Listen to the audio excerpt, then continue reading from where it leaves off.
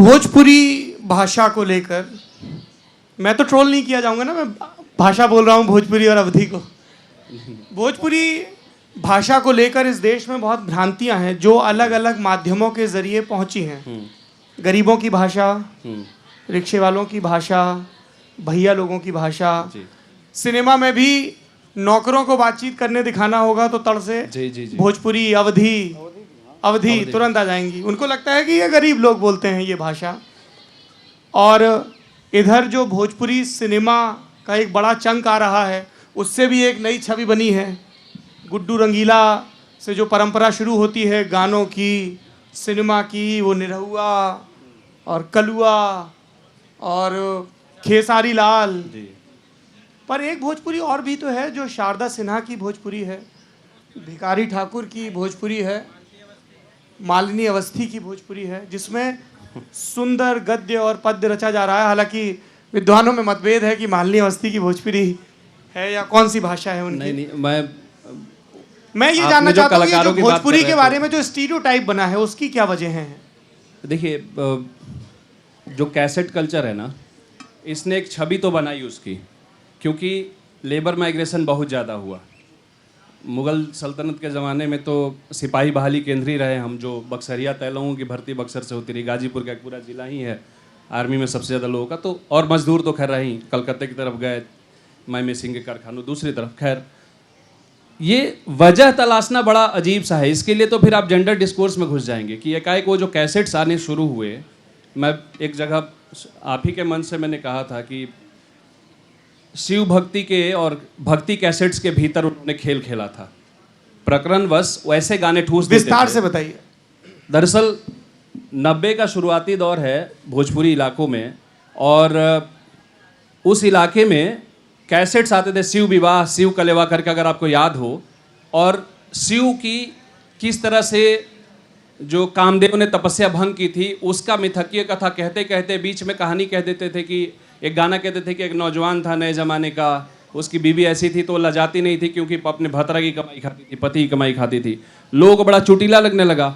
और वो जो एकाएक इस तरीके का छिछोरापन था, हमारे भीतर एक बहुत छुपा हुआ आदमी बैठा है, पुरुष बैठा रहता है दरअसल। और इस तरीके का जब स्त्रियों को लेके एक स्टीरियोटाइप रचा जाता है तो उसको गुदगुदाने लगता है, और इस चीज़ को बड़ी तेज़ी से पकड़ा गया। और इसको मैं एक दूसरे उदाहरण से समझा रहा हूँ कि संजीव एक राइटर हैं, कैसे पतुरिया का नाच देख के पूरबीय नौजवानों का कलकत्ते में दूसरी औरतों से संबंध हो जाने की जो बात कर रहे हैं, ये उदाहरण इसलिए ज़रूरी है कि बताऊँ कि क्यों इस मानसिकता को पकड़ के, साइकोलॉजी को पकड़ के ऐसे कैसेट्स आने शुरू हुए होंगे। मतलब एक राय मेरी ये हो सकती है, आपके पास और भी तर्क हो सकते हैं, उससे मैं समृद्ध होऊंगा। तो वो जो है गाने जो शुरू हुए, वो गाने गए, अश्लील गाने थे सारे के सारे। ऐसा नहीं था कि रिवाज में था हमारे, उनके जेब में पहुंचने लगा ये। और शादी करके माइग्रेशन उसका हो चुका है, माइग्रेट है, कलकत्ते में बैठा है, दिन भर आ रहा है, एक कल्चरल जोन उसका बना हुआ है छोटे लेवल पे ही, वहाँ वो जाके नाच गाना देख रहा है। अब संजीव लिखते हैं कि बर बुता जाने के लिए जो आग जली है दिमाग में, वो बर बुता जाने के लिए उसको एक देह चाहिए, वो एक संबंध में स्थिर हो जाता है।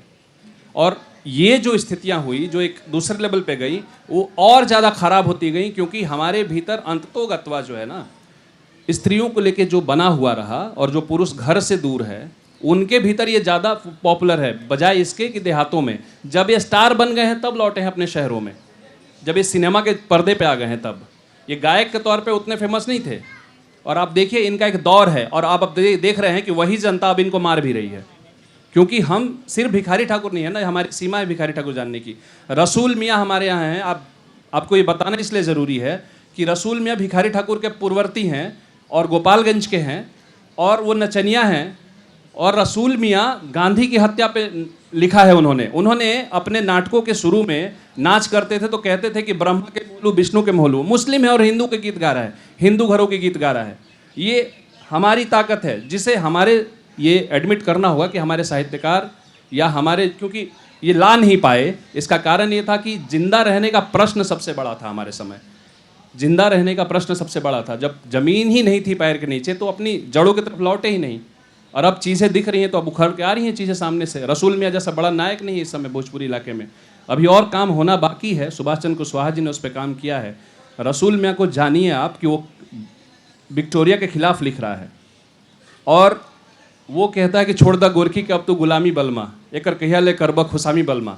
नचनिया है भोजपुरी इलाके का। वो इतना ही नहीं, हथुआ राज के दरबार में खड़ा होकर वो आदमी कहता है, हथुआ राज के बारे में कहा जाता है कि अंग्रेजों के समर्थक थे। ये सब बताना ज़रूरी है भोजपुरी के बारे में, जान लीजिए। निरहुआ गुड्डू रंगीला ऐसे लोग नहीं है ये लोग, इसके लिए बड़ा माफ़ीनामे के साथ कह रहा हूँ, ये एक पूरी भाषा और संस्कृति के बलात्कारी लोग हैं।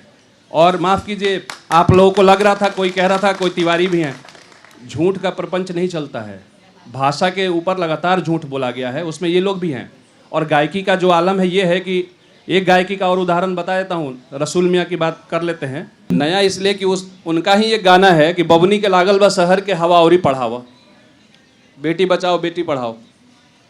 खैर इसे रहने दीजिए, मनोज तिवारी का गाना है, उनका गाना है, पहले गाया है उन्होंने, लेकिन उन दिनों वो समाजवादी पार्टी के हुआ करते थे। बहरहाल लेकिन गाने तो हैं ना, हाँ, हटा हटा रह तनी बच के अजबे सामान निकर लच के, ये सब तो ये छोड़ दीजिए। इसलिए सर इधर से आवाज़ आई थी, माफ़ी के साथ कह रहा हूँ, ये रहने दीजिए। रसूल मियाँ पे रहिए कि दरबार में खड़ा होके भोजपुरी का एक लोक गायक लोक नर्तक कह रहा है, रानी को अपने कह रहा है, और उसके बदले में अपना मुंह तुड़वा लेता है और हाथ तुड़वा लेता है कि ये बुढ़िया जहर के पुड़िया ना माने मोर बतिया रे, यार से ठट्ठा करे नज़र लड़ावे रतिया रे, ऐसा कुछ करके वो लाइन है।